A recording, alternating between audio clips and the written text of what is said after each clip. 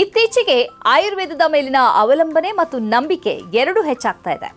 ಇದೇ ಸಮಯದಲ್ಲಿ ಆಯುರ್ವೇದವನ್ನ ಉಚಿತವಾಗಿ ಕೊಟ್ರೆ? ಹೌದು ವೀಕ್ಷಕರೇ, ಮಂಗಳೂರಿನ ಪದುವಾ ಹೈಸ್ಕೂಲ್ ರೋಡ್ನಲ್ಲಿರುವ ಶ್ರೀ ವೇದಂ ಆಯುರ್ವೇದ ಆಸ್ಪತ್ರೆಯಲ್ಲಿ ಉಚಿತ ಆಯುರ್ವೇದ ಚಿಕಿತ್ಸಾ ಶಿಬಿರವನ್ನು ಆಯೋಜಿಸಲಾಗಿದೆ. ಇದು ಹಾಗೆ ಸುಮ್ಮನೆ ನೋಡಿ ಬಿಡುವ ಚಿಕಿತ್ಸಾ ಶಿಬಿರವಲ್ಲ. ಹಾಗಾದ್ರೆ ಇದರಲ್ಲಿ ಏನು ವಿಶೇಷ? ನಮ್ಮ ಶ್ರೀ ವೇದಂ ಆಯುರ್ವೇದ ಆಸ್ಪತ್ರೆಯಲ್ಲಿ ನಾವು 22ನೇ ತಾರೀಕು ಅಂದರೆ ಬರುವ ಬುಧವಾರ ಅಕ್ಟೋಬರ್ 22ನೇ ತಾರೀಕಿನಂದು ಬೆಳಿಗ್ಗೆ 9 ಗಂಟೆಗೆ ಈ ಒಂದು ಧನ್ವಂತರಿ ಜಯಂತಿಯ ಪ್ರಯುಕ್ತ ಮಾಡುವಂತಹ ಆಯುರ್ವೇದ ಮೆಡಿಕಲ್ ಕ್ಯಾಂಪ್ ಅಂದರೆ ಆಯುರ್ವೇದ ತಪಾಸಣಾ ಶಿಬಿರ ಇಡೀ ದಿವಸ ಇರ್ತದೆ. ಬೆಳಿಗ್ಗೆ 9 ಗಂಟೆಗೆ ಇನಾಗ್ರೇಷನ್ ಆಗ್ತದೆ.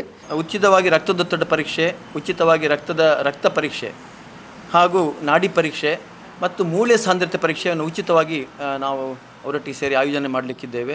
ಸೊ ಇದರ ಉಪಯೋಗವನ್ನು ಎಲ್ಲರೂ ಪಡ್ಕೊಳ್ಳಿ.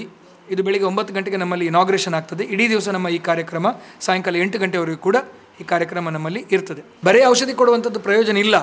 ಅದನ್ನೇ ನಾವು ಪ್ರತಿ ಸಲ ನಾವು ಏನು ಹೇಳಿದೆ ಮಾರ್ಕ್ ಮಾಡಿ ಒತ್ತಿ ಅದನ್ನೇ ನಾವು ಹೇಳ್ತಾ ಇರುವಂಥದ್ದು. ಬರೀ ಔಷಧಿ ಸೇವನೆ ಮಾಡುವಂಥದ್ದೇ ಆಯುರ್ವೇದ ಅಲ್ಲ. ಈ ಕ್ಯಾಂಪಲ್ಲಿ ನಿಮಗೆ ಔಷಧ, ಆಹಾರ, ವಿಹಾರ ಇತ್ಯಾದಿ ಎಲ್ಲವೂ ಕೂಡ ಔಷಧಿ ಕೊನೆಗೆ ಬರುವಂಥದ್ದು.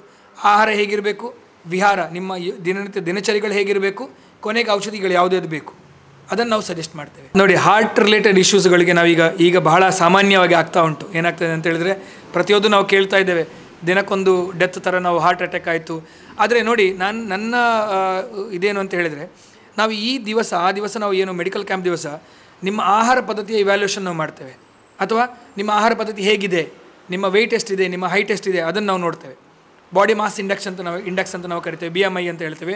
ಅದನ್ನು ನೋಡ್ತೇವೆ. ಅದರ ಪ್ರಕಾರ ಅವರು ಎಷ್ಟು ವೆಯ್ಟ್ ಇರಬೇಕು, ಅವರಿಗೆ ಏನು ದಿನನಿತ್ಯದ ಎಕ್ಸಸೈಸ್ಗಳನ್ನ ಏನು ಮಾಡ್ಬೋದು, ನಿಮ್ಮ ಆಹಾರ ಪದ್ಧತಿಯಲ್ಲಿ ಏನು ತೊಂದರೆಗಳಾಗ್ತಾಯಿದೆ. ಉದಾಹರಣೆಗೆ ನಿಮಗೆ ನಾನು ಹೇಳೋದಿದ್ರೆ, ಅತಿಯಾಗಿ ಮಾಂಸಾಹಾರ ಸೇವನೆ ಮಾಡುವಂಥದ್ದು, ಅತಿಯಾಗಿ ಅಥವಾ ಕರಿದ ಪದಾರ್ಥಗಳನ್ನು ಸೇವನೆ ಮಾಡುವಂಥದ್ದು, ನಿದ್ದೆ ಚೆನ್ನಾಗಿ ಆಗದೇ ಇರುವಂಥದ್ದು. ಯಾಕೆಂತೇಳಿದರೆ ರಾತ್ರಿ ನಿದ್ದೆ ಚೆನ್ನಾಗಿ ಮಾಡೋದಿಲ್ಲ, ಬೆಳಗ್ಗೆ ಹೊರಗಡೆ ಆಹಾರ ತಿಂತೇವೆ, ಸಾಕಷ್ಟು ನೀರಿನ ಸೇವನೆ ಮಾಡದೇ ಇರುವಂಥದ್ದು, ಅದೇ ರೀತಿ ಶರೀರಕ್ಕೆ ಬೇಕಾದಂತೆ ವ್ಯಾಯಾಮಗಳನ್ನು ಮಾಡದೇ ಇರುವಂಥದ್ದು. ಇದೆಲ್ಲವನ್ನು ನಾವು ಕರೆಕ್ಷನ್ ಮಾಡಲಿಕ್ಕೆ ನಾವು ಅವರಿಗೆ ಸಲಹೆಯನ್ನು ಕೊಡ್ತೇವೆ. ನಾವು ಅವರಲ್ಲಿ ಬೇಕಾದಂಥ ಮಾರ್ಪಾಡುಗಳನ್ನು ಏನು ಮಾಡಬೇಕೋ ಅದನ್ನು ಮಾಡ್ಕೊಳ್ಳಿಕ್ಕೆ ನಾವು ಅವರಿಗೆ ಸಲಹೆ ಸೂಚನೆಗಳನ್ನು ನಾವು ಕೊಡ್ತೇವೆ. ಈ ಶಿಬಿರ ಹಲವು ಉಚಿತಗಳ ಮಹಾಪೂರವಿದೆ. ಇದರ ಮಧ್ಯ ಗಮನ ಸೆಳೆಯುವಂಥದ್ದು ಉಚಿತ ಮೂಳೆ ಸಾಂದ್ರತೆ ಪರೀಕ್ಷೆ, ಬೋನ್ ಡೆನ್ಸಿಟಿ ಅಂತೀವಲ್ಲ ಅದು. ನೀವು ಯಾಕೆ ಈ ಮೂಳೆ ಸಾಂದ್ರತೆಯ ಪರೀಕ್ಷೆ ಮಾಡಿಸ್ಕೊಳ್ಬೇಕು, ಯಾವ ವಯಸ್ಸಿನವರು ಮಾಡಿಸ್ಕೊಳ್ಬೇಕು ಎನ್ನುವ ಮಾಹಿತಿ ಕೂಡ ಇಲ್ಲಿದೆ, ಕೇಳಿ. ಈ ಕಾರ್ಯಕ್ರಮ ಇಡೀ ದಿನ ನಡೀಲಿಕ್ಕಿದೆ. ಆಯುರ್ವೇದ ತಪಾಸಣೆಯನ್ನು ಮಾಡ್ತೇವೆ. ಅದೇ ರೀತಿ ಮೂಳೆಯ ಖನಿಜದ ಸಾಂದ್ರತೆ ಅಂತ ನಾವು ಹೇಳ್ತೇವೆ, ನಿಮ್ಮ ಮೂಳೆ ಎಷ್ಟು ಗಟ್ಟಿ ಇದೆ ಅಂತ ಹೇಳುವಂಥದ್ದು ನೋಡಲಿಕ್ಕೆ ನಮ್ಮಲ್ಲಿ ಉಚಿತವಾಗಿ ಆ ದಿವಸ ಒಂದು ಪರೀಕ್ಷೆಯನ್ನು ಕೂಡ ನಾವು ಮಾಡಲಿಕ್ಕಿದ್ದೇವೆ. ಅದೇ ರೀತಿ ರಕ್ತದಲ್ಲಿ ಸಕ್ಕರೆ ಕಾಯಿಲೆಯ ಪರೀಕ್ಷೆ, ಇದನ್ನು ಕೂಡ ನಾವು ಆ ದಿವಸ ಉಚಿತವಾಗಿ ಮಾಡ್ತೇವೆ.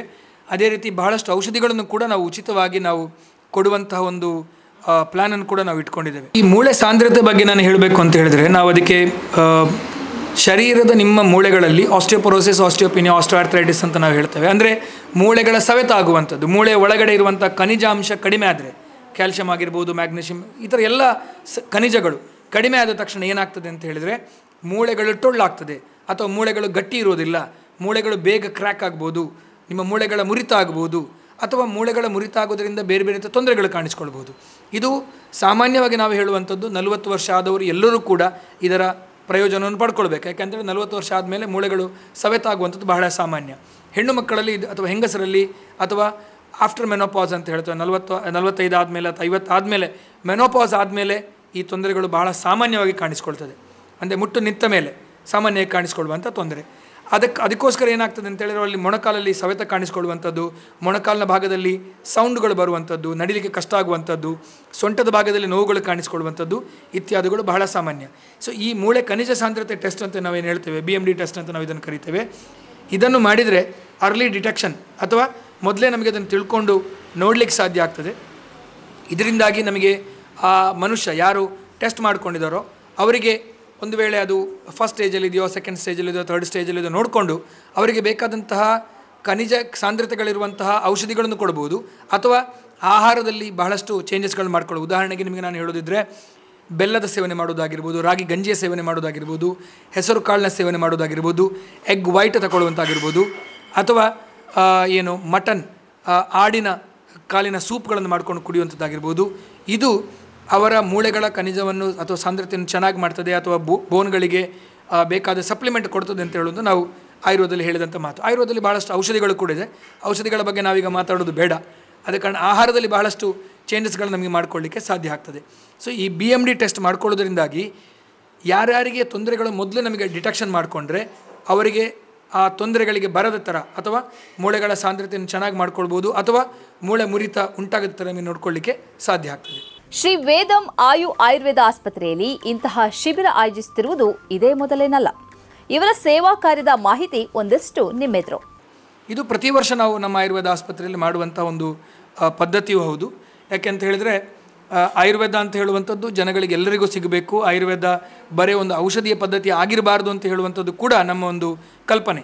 ಅಂತ ಹೇಳಿದರೆ ಬರೀ ಔಷಧಿ ಕೊಡುವಂಥದ್ದು ಮಾತ್ರ ಅಲ್ಲದೆ ನಾವು ಪ್ರತಿ ಸಲ ಬಂದಾಗ ಅವರಿಗೆ ಜೀವನ ಪದ್ಧತಿಯಲ್ಲಿ ನಾವು ಹೇಗೆ ಚೇಂಜಸ್ ಮಾಡ್ಕೊಳ್ಬೇಕು, ಯಾವ ಜೀವನ ಪದ್ಧತಿಯನ್ನು ಅಳವಡಿಸಿಕೊಂಡ್ರೆ ಅವರಿಗೆ ಆರೋಗ್ಯವನ್ನು ಕಾಪಾಡ್ಕೊಳ್ಬೋದು ಅಂತ ಹೇಳುವಂಥದ್ದನ್ನು ಕೂಡ ನಾವು ಆ ದಿವಸ ನಾವು ತಿಳಿಸಿಕೊಡ್ತೇವೆ. ಮುಖ್ಯವಾಗಿ ಈಗ ಆಯುರ್ವೇದ ನಾರ್ಮಲ್ ಆಗಿ ಪ್ರಿವೆಂಟಿವ್ ಆಗಿ ವರ್ಕ್ ಆಗ್ತದೆ. ಇದೇ ವೇದಂ ಆಯುರ್ವೇದ ಹಾಸ್ಪಿಟ್ಲಲ್ಲಿ ಮುಂಚೆ ನಾವು ಇತ್ತೀಚೆಗೆ ಈ ಆಟಿ ಅಮಾವಾಸ್ಯೆ ದಿವಸ ಆಟಿ ಕಷಾಯ ಕೊಡುವ ವ್ಯವಸ್ಥೆ ಮಾಡಿದ್ದು. ಆದರೆ ಕಳೆದ ವರ್ಷ ಸಹ ಒಂದು ಧನ್ವಂತರಿ ದಿವಸ ಒಂದು ಕಾರ್ಯಕ್ರಮ ಮಾಡಿತ್ತು. ಆಯುರ್ವೇದಿಕ್ ಸಂಬಂಧಪಟ್ಟ ಕ್ಯಾಂಪ್ಗಳು, ಅದಲ್ಲದೆ ಬೇರೆ ಒಂದು ಹಲಸಿನ ಮೇಳ ಅಂತ ನಾವಲ್ಲಿ ಬಾಳಂಬಟ್ಟ ಹಾಲಲ್ಲಿ ಆಯೋಜನೆ ಮಾಡಿದ್ದು. ಅಲ್ಲಿ ಸಹ ಆಯುರ್ವೇದದ ಈ ಥರ ಒಂದು ಉಚಿತ ಆಯುರ್ವೇದ ಶಿಬಿರ ನಾವು ಆಯೋಜನೆ ಮಾಡಿದ್ದು. ನಮ್ಮ ದಕ್ಷಿಣ ಕನ್ನಡದ ಡಿಸ್ಟ್ರಿಕ್ಟ್ ಆಯುರ್ವೇದ ಆಫೀಸರ್ ಆದಂತಹ ಡಾಕ್ಟರ್ ಮೊಹಮ್ಮದ್ ಇಕ್ಬಾಲ್ ಸರ್ ಇದರ ಇನಾಗ್ರೇಷನ್ಗೆ ಬರ್ತಾರೆ. ಸೊ ಈ ನಮ್ಮ ಒಂದು ಕಾರ್ಯಕ್ರಮಕ್ಕೆ ನಮಗೆ ಪ್ರಣವ ಕೋಆಪರೇಟಿವ್ ಸೊಸೈಟಿ ಮಂಗಳೂರು ಹಾಗೂ ಸಾವಯವ ಕೃಷಿಕ ಗ್ರಾಹಕ ಬಳಗ ಈ ಎರಡೂ ಸಂಸ್ಥೆಗಳು ನಮಗೆ ಈ ಕಾರ್ಯಕ್ರಮಕ್ಕೆ ಸಹಕಾರವನ್ನು ಕೊಡ್ತಾರೆ. ಈ ಕಾರ್ಯಕ್ರಮಕ್ಕೆ ಆದಷ್ಟು ಸಂಖ್ಯೆಯಲ್ಲಿ ಬಂದು ಜನಗಳಿದರ ಪ್ರಯೋಜನ ಪಡಬೇಕಂತ ಆಯೋಜಕರ ಪರವಾಗಿ ನಮ್ಮ ಎಲ್ಲ ನಗರವಾಸಿಗಳಿಗೆ ಹಾಗೂ ಪ್ರತಿಯೊಬ್ಬರಿಗೆ ನಾನು ಆಹ್ವಾನಿಸ್ತೇನೆ. ಈ ಉಚಿತ ವೈದ್ಯಕೀಯ ಶಿಬಿರದ ಪ್ರಯೋಜನವನ್ನು ತಾವೆಲ್ಲರೂ ಪಡ್ಕೊಳ್ಬೇಕು ಅಂತ ನನ್ನ ಆಶಯ. ಎಸ್ ವೀಕ್ಷಕರೇ, ಈ ಶಿಬಿರದ ಪ್ರಯೋಜನ ನೀವು ಪಡೆದುಕೊಳ್ಳೋಣ. ಹಾಗೆ ಇನ್ನೊಂದು ಮಾಹಿತಿ ಕೂಡ ನಿಮಗಾಗಿದೆ. ದೀಪಾವಳಿ ಸಮಯದಲ್ಲಿ ಎಣ್ಣೆ ಸ್ನಾನದ ಸಂಪ್ರದಾಯವಿದೆ. ಯಾವ ಎಣ್ಣೆ, ಎಂತಹ ಎಣ್ಣೆಯಲ್ಲಿ ಮಸಾಜ್ ಮಾಡಬೇಕು ಎನ್ನುವುದನ್ನು ಹೇಳಿಕೊಡುವ ಡಾಕ್ಟರ್ ಕೇಶವರಾಜ್ರವರು ಶ್ರೀ ವೇದಂ ಆಯುರ್ವೇದ ಆಸ್ಪತ್ರೆಯಲ್ಲಿ ಇದಕ್ಕೇನು ವ್ಯವಸ್ಥೆ ಇದೆ ಅಂತಲೂ ಹೇಳ್ತಾ ಇದ್ದಾರೆ. ಕೇಳಿಬರೋಣ. ಸೊ ಇದರೊಂದಿಗೆ ಈ ನಮ್ಮ ಆಯುರ್ವೇದದ ಆಯುರ್ವೇದದಲ್ಲಿ ಒಂದು ಪ್ರಮುಖವಾದಂಥ ಒಂದು ಮಾತಿದೆ. ಏನು ಅಂತ ಹೇಳಿದರೆ ಅಭ್ಯಂಜನ ಕರ್ಮ ಅಂಥೇಳಿ, ಪ್ರತಿನಿತ್ಯ ಶರೀರಕ್ಕೆ ತೈಲಾಭ್ಯಂಜನವನ್ನು ಮಾಡ್ಕೊಳ್ಬೇಕು ಅಂತ ಹೇಳುವಂಥದ್ದು ಆಯುರ್ವೇದದಲ್ಲಿ ಹೇಳಿದಂಥ ಒಂದು ಮಾತು. ಸೊ ಈ ದೀಪಾವಳಿ ಸಮಯ, ಯಾಕೆಂದರೆ ನಾವು ಈ 18ನೇ ತಾರೀಕಿಂದ ನಮಗೆ ದೀಪಾವಳಿ ಶುರುವಾಗುವಂಥದ್ದು. ಆ ಇಡೀ ಒಂದು ವಾರ ನಮ್ಮಲ್ಲಿ ದೀಪಾವಳಿ ಅಭ್ಯಂಜನ ವೀಕ್ ಅಂತ ಕೂಡ ನಾವು ಮಾಡ್ತಾ ಇದ್ದೇವೆ. ಅಂತ ಹೇಳಿದರೆ ನಮ್ಮಲ್ಲಿ ನೀವು ಬೇಕಾದರೆ ಬಂದು ಅಭ್ಯಂಜನ ತೈಲವನ್ನು ತಗೊಂಡು ಹೋಗ್ಬೋದು, ಅಥವಾ ನಿಮಗೆ ಮನೆಯಲ್ಲಿ ಅಭ್ಯಂಜನ ಮಾಡ್ಕೊಳ್ಳಿಕ್ಕೆ ಆಗೋದಿಲ್ಲ, ಅಭ್ಯಂಗವನ್ನು ಮಾಡಿಕೊಂಡು ಸ್ವೇದನವನ್ನು ಮಾಡ್ಕೊಳ್ಳಿಕ್ಕೆ ಆಗೋದಿಲ್ಲ ಅಂತ ಹೇಳಿದರೆ ನಮ್ಮಲ್ಲಿ ಅದಕ್ಕೆ ಬೇಕಾದಂತಹ ಫೆಸಿಲಿಟಿ ಕೂಡ ನಮ್ಮಲ್ಲಿದೆ. ಸೊ ಅದರ ಉಪಯೋಗವನ್ನು ಕೂಡ ಎಲ್ಲರೂ ಕೂಡ ಇದನ್ನು ತಗೊಳ್ಬೋದು. ಯಾಕೆ ಅಭ್ಯಂಜನ ಮಾಡ್ಕೊಳ್ಬೇಕು ಅಂತ ಹೇಳುವಂಥದ್ದು ಬಹಳ ಒಂದು ವಿಶಾಲವಾದಂಥ ಒಂದು ಹೇಳ್ತೇವೆ, ಅದೊಂದು ವಿಸ್ತೃತವಾಗಿ ಅದನ್ನು ಮಾತಾಡ್ಬೋದು. ಆದರೆ ಅಭ್ಯಂಜನವನ್ನು ಮಾಡಿಕೊಂಡ್ರೆ ನಿಮಗೆ ನಿಮ್ಮ ಮೂಳೆಗಳಿಗೆ, ನಿಮ್ಮ ನರಗಳಿಗೆ, ನರಮಂಡಲಕ್ಕೆ, ಅದೇ ರೀತಿ ಮಸಲ್ಸ್ಗಳಿಗೆ ಬಹಳ ಉಪಕಾರಿಯಾಗ್ತದೆ. ಸೊ ಆದ ಕಾರಣ ಈ ಎರಡರ ಪ್ರಯೋಜನವನ್ನು ಕೂಡ 22ನೇ ತಾರೀಕಿಗೆ ಆಗುವಂತಹ ಆಯುರ್ವೇದ ಮೆಡಿಕಲ್ ಕ್ಯಾಂಪಿನ ಪ್ರಯೋಜನ ಹಾಗೂ ದೀಪಾವಳಿ ಅಭ್ಯಂಜನದ ಪ್ರಯೋಜನವನ್ನು ಕೂಡ ಎಲ್ಲರೂ ಪಡ್ಕೊಳ್ಬೇಕು ಅಂತ ಹೇಳೋದು ನನ್ನ ಒಂದು ಕಳಕಳಿಯ ವಿನಂತಿ. 22ನೇ ತಾರೀಕು ಶ್ರೀ ವೇದಂ ಆಯುರ್ವೇದ ಆಸ್ಪತ್ರೆ, ಪದುವಾ ಹೈಸ್ಕೂಲ್ ರೋಡ್. ಬನ್ನಿ, ಇದರ ಉಪಯೋಗವನ್ನು ಪಡ್ಕೊಳ್ಳಿ.